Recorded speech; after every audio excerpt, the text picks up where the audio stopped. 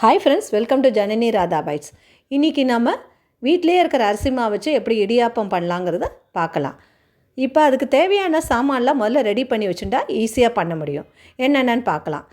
நம்ம அரிசி மாவு, நான் 1 கப்பு தாராளமாக அரிசி மாவு எடுத்துட்டுருக்கேன். அதுக்கு அடுத்தது சேவை நாழி வேணும், அந்த இடியாப்பம் பிழியறதுக்கான நாழி. நம்பர் 3 தண்ணி நல்லா 2 டம்ளர் தாராளமாக எடுத்து கொதிக்க வச்சுக்கணும். அப்பங்கிறத கொதிக்க வச்சுட்டா போகிறோம். அடுத்தது 4வதாக நம்ம எந்த இதில் இடியாப்பம் பிழிய போகிறோமோ அந்த தட்டை க்ரீஸ் பண்ணி எண்ணெய் போட்டு வச்சுக்கணும். 5வதாக என்ன இடியாப்பம் பண்ணுறோமோ அந்த சாமான்லாம் எடுத்து வச்சுக்கணும். இப்போ முதல்ல அரிசி மாவை எடுத்துக்கணும். இந்த 1 கப்பு தாராளமாக இருக்கு இல்லையா, அந்த அரிசி மாவை வெறும் வாணலியில் சூடு பொறுக்க வறுத்துக்கணும்.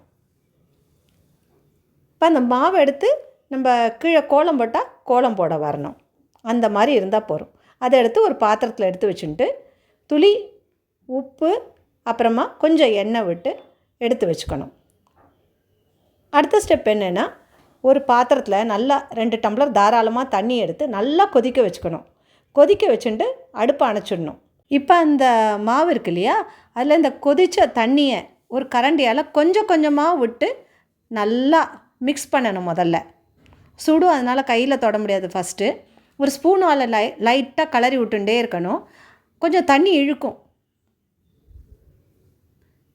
கொஞ்சம் கொஞ்சமாக தண்ணி விட்டுட்டு அது இழுக்கிற வரைக்கும் ஃபுல்லாக நன்னா மாவு பிசைகிற லெவலுக்கு வந்த உடனே அதோட தண்ணி விடுறதை நிறுத்திடணும். இந்த மாதிரி பாருங்கள், சப்பாத்தி மாவு மாதிரி பிசைய வரும். கொஞ்சம் அது மாதிரி ஆன உடனே துளி எண்ணெய் விட்டு நல்லா பிசைஞ்சு உருட்டி எடுத்து வச்சுக்கணும். இந்த மாதிரி. இப்போ அடுத்ததாக நம்ம என்ன பண்ணோன்னா, நம்ம அந்த பிளேட்டில் க்ரீஸ் பண்ணி வச்சுருக்கோம்ல, அந்த பிளேட்டை எடுத்து வச்சுட்டு நம்ம அந்த சேவை நாழி, இடியாப்ப நாழி இருக்கு இல்லையா, அதில் இந்த மாவை போட்டு பிழிய வேண்டியது தான். ரொம்ப ஈஸியாக பிழிய வரும். உங்களுக்கு வேணும்னா சேவை நாழிலே லைட்டாக எண்ணெய் அப்ளை பண்ணிக்கலாம். நல்லா இந்த மாதிரி ஒரு தட்டு இருந்ததுன்னா நல்லா ஃபுல்லாக நம்ம பண்ணதை முக்கால்வாசி இதுலேயே பண்ணிடலாம். ஒருத்தருக்கு தேவையான இடியாப்பம் நமக்கு கிடச்சிடும். ரொம்ப ஈஸியாக வரும், ரொம்பவே நல்லா ருசியாகவும் இருக்கும். அவ்வளோதான். இப்போ இதை என்ன பண்ணோன்னா, நம்ம எப்பவும் போல் இட்லி வைப்போம்ல, இட்லி பானையில் வைக்கிற மாதிரி ஒரு தட்டு வச்சு அப்படியே வச்சு ஸ்டீம் பண்ண வேண்டியதாக. ஒரு 10 நிமிஷம் ஸ்டீம் பண்ணணும். பண்ணினா எடுத்துட்டு நல்லா ஆறினவுடனே உதிர்க்கணும். இன்னொன்று சாதா பிளேட்லேயே பண்ணியிருக்கேன், நல்லாவே வரும். எப்படி பண்ணாலுமே இதில் நல்லா வரும். அவ்வளோதான். அது பாருங்கள், இது நல்லா வெந்திருக்கு பாருங்கள், எவ்வளோ நல்லா இருக்கு பாருங்கள். இது அப்படியே தட்டினா அழகாக வந்துடும், இல்லை கையால் அப்படியே எடுத்தால் கூட அப்படியே வந்துடும்.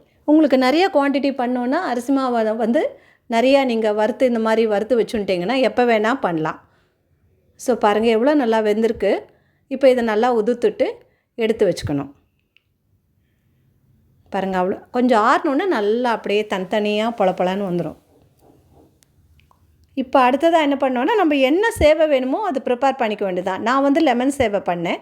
ஸோ எண்ணெய் விட்டுட்டு கடுகு தாளிச்சுண்டு கடலைப்பருப்பு, வேர்க்கடலை, கொஞ்சம் பச்சை மிளகா, கருவேப்பிலை, கொஞ்சம் பெருங்காயத்தூள், அரை வத்த மிளகா இதெல்லாம் போட்டு கொஞ்சம் மஞ்சத்தூள் போட்டு கலந்துண்டு எலுமிச்சம்பழம் புழிஞ்சுண்டு அதுக்கு மேலேயே இந்த சேவையை போட்டு நல்லா கலக்கினோன்னா லெமன் சேவை ரெடி. இது மாதிரி தேங்காய் சேவை, வெஜிடபிள் சேவை இப்படி கூட செஞ்சு சாப்பிட்லாம்.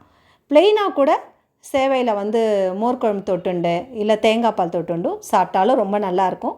குழந்தைங்கள்லேருந்து பெரியவங்க வரைக்கும் எல்லாருமே இது சாப்பிட்லாம். உடம்புக்கு ரொம்ப ரொம்ப நல்லது. நீங்கள் ட்ரை பண்ணிட்டு உங்கள் ஃபீட்பேக் சொல்லுங்கள். தேங்க்யூ.